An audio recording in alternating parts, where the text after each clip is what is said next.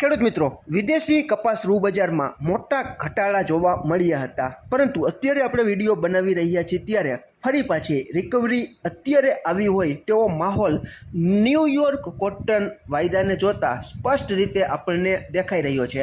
તેની આપણે પછી ચર્ચા કરશું, પરંતુ આજે તારીખ 18/5/2026ના રોજ ગુજરાતના અલગ અલગ વિસ્તારોમાં કપાસના 20 કિલોના ઊંચામાં ઊંચા ભાવ જેતપુર 1986, ધારી 1645, ધ્રોલ 1896, મોરબી 1650, રાજકોટ 1971, હળવદ 1854, બાબરા 2000, સાવરકુંડલા 1900, બોટાદ 2027, વિસનગર 2037, જામનગર 1770, જસદણ 1975, અમરેલી 1995, જામજોધપુર 1905, ભાવનગર 1671, મહુવા 1776, ગોંડલ 1931, પાટણ 1570। ખેડૂત મિત્રો, તમે જોઈ શકો છો કે 2000ની ઉપરની સપાટીએ અમુક વિસ્તારોમાં જ કપાસના 20 કિલોના ઊંચામાં ઊંચા ભાવ જોવા મળેલા છે। બાકી ઘણા ખરા વિસ્તારોમાં 2000ની નીચેની સપાટીએ કપાસ બજાર છે તે આજે તારીખ 18/5/2026ના રોજ જોવા મળી હતી। હવે ખેડૂત મિત્રો, વિદેશી રૂ વાયદા બજાર આપણા ભારતીય માપ પ્રમાણે 356 કિલોની ખાંડીમાં કયા દેશના રૂના ભાવ ભારતીય રૂપિયામાં કેવા ચાલી રહ્યા છે તેની માહિતી તમારા સુધી પહોંચાડી દઈએ તો તમને ખ્યાલ આવે કે કયા કયા દેશમાં કેવા ભાવ, કેવા ઘટાડા વધારા સાથે જોવા મળી રહ્યા છે। 356 કિલોની ખાંડીમાં ભારતીય રૂપિયામાં ખેડૂત મિત્રો આ ભાવ છે તે દરેક દેશના રૂના ગાંસડીના બતાવવામાં આવેલા છે।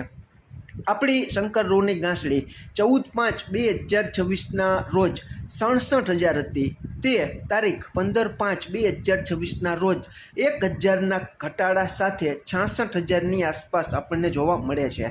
ન્યૂયોર્કના જુલાઈ વાયદા પ્રમાણે 14 તારીખે 62,887 રૂપિયા ભાવ હતો, તેમાં 2,242 રૂપિયા જેટલો ઘટાડો થઈને 15 તારીખે 60,645 રૂપિયા ભાવ જોવા મળે છે। ન્યૂયોર્કના ડિસેમ્બર વાયદા પ્રમાણે 14 તારીખે 63,292 રૂપિયા ભાવ હતો, તેમાં 1,669 રૂપિયા જેટલો ઘટાડો થઈને 15 તારીખે 61,623 રૂપિયા ભાવ આપણને જાણવા મળી રહ્યો છે। ચીનના મે વાયદા પ્રમાણે 14 તારીખે 81,587 રૂપિયા ભાવ હતો, તેમાં 1,186 રૂપિયાનો ઘટાડો થઈને 15 તારીખે 80,401 રૂપિયા ભાવ આપણને જાણવા મળે છે। ચીનના જુલાઈ વાયદા પ્રમાણે 14 તારીખે 81,887 રૂપિયા ભાવ હતો, તેમાં પણ 1,441 રૂપિયા જેટલો ઘટાડો થઈને 15 તારીખે 80,446 રૂપિયા ભાવ હતો। બ્રાઝિલના રૂના ભાવ 14/5/2026ના રોજ 63,928 હતો, તેમાં 883 રૂપિયાનો ઘટાડો થઈને 15/5/2026ના રોજ 63,045 રૂપિયાની આસપાસ આપણને ભાવ છે તે જાણવા મળી રહ્યો છે। તમે જોઈ શકો છો ખેડૂત મિત્રો કે મોટાભાગના દેશોમાં રૂના ભાવમાં મોટા ઘટાડા છે તે આપણને જોવા મળેલા હતા।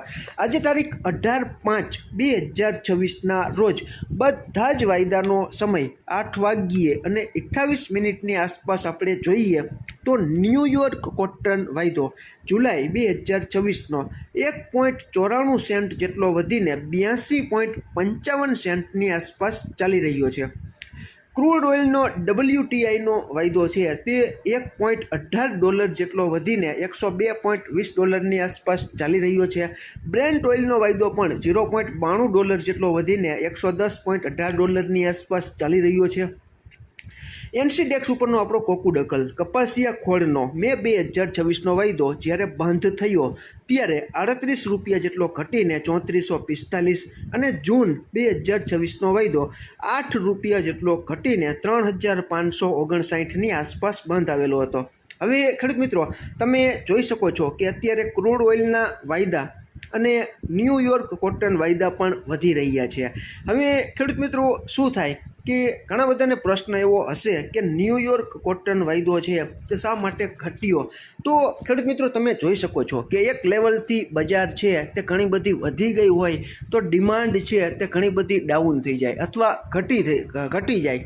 જેને લીધે મોટા રોકાણકારો છે તે ગભરાઈ જાય અને ટેકનિકલી વેચવાલી છે તે વાયદામાં વધારે થાય તો વાયદો છે તે સડસડાટ ઘટી જાય. વાયદો ઘટવાનું કારણ ખેડૂત મિત્રો શું છે કે આયાત નિકાસના કામકાજો છે તે હાજર બજારમાં ઓછા જોવા મળતા હોય તો મોટાભાગના રોકાણકારો મૂંઝવણમાં મુકાઈ જાય, જેને લીધે વેચવાલી છે તે વધારી દે અને વાયદો છે તે ઘટી જાય. હવે ખેડૂત મિત્રો હાજરમાં ડિમાન્ડ શા માટે ઘટે તો તમે જોઈ શકો છો કે ડોલર ઇન્ડેક્સ છે તે પણ 198 જેટલો ઘટીને 99.010ની આસપાસ આપણને 8 વાગ્યે અને 28 મિનિટની આસપાસ જાણવા મળે છે. તો તમે જોઈ શકો છો કે ડોલર ઇન્ડેક્સ છે તે $99ની આસપાસ અત્યારે છે. એટલે તમે સમજી શકો છો કે ડોલર ઘણો બધો ઊંચકાઈ ગયો છે.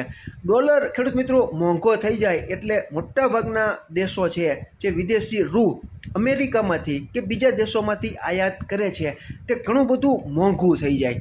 પરિણામે ડિમાન્ડમાં ઘટાડો આવે અને આના લીધે વાયદા બજારમાં પણ થોડો ઘણો રોકાણકારોનો મૂડ છે તે બદલાઈ જાય. આવી રીતે બજાર છે તે ચાલતું હોય છે.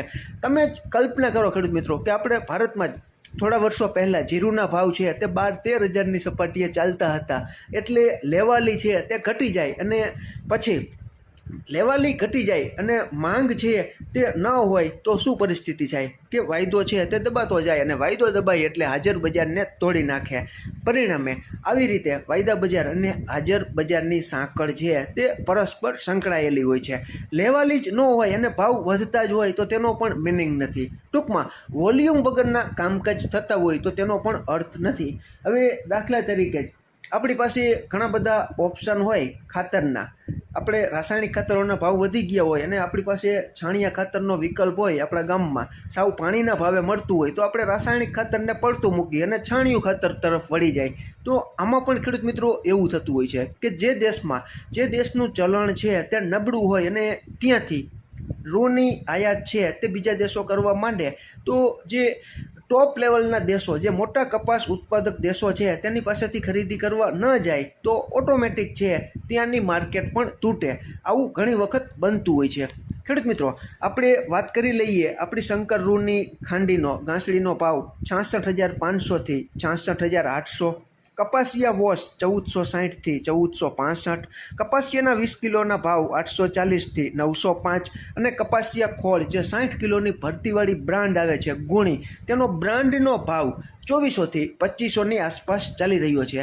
તમારે ત્યાં ગામડે બેઠા કેવા ભાવ ઓફર થઈ રહ્યા છે તેની માહિતી અને આમાં ક્યાંય ભૂલ હોય અને તમારી પાસે નવી અપડેટ હોય તો ચોક્કસ તમે કોમેન્ટમાં અમારું ધ્યાન દોરી શકો છો. ટૂંકમાં મોટાભાગના ખેડૂત મિત્રો કહી રહ્યા છે કે અમારે ત્યાં 1850થી 1950ની વચ્ચે બજાર ભાવ ચાલી રહ્યા છે અને અમુક વિસ્તારમાં 2000ની આસપાસ પણ ખેડૂત મિત્રો જણાવે છે કે અમારે ત્યાં ભાવ ચાલે છે. જે તમારે ત્યાં અત્યારે રનિંગ ભાવ કેવા ચાલી રહ્યા છે તે ચોક્કસ તમે કોમેન્ટમાં જણાવજો. તમારે કપાસ રાખવો કે વેચી નાખવો તેનો સંપૂર્ણ નિર્ણય તમારા ખુદની આર્થિક નાણાકીય જોખમ સહન કરવાની શક્તિને ધ્યાનમાં રાખીને લઈ શકો છો. આભાર.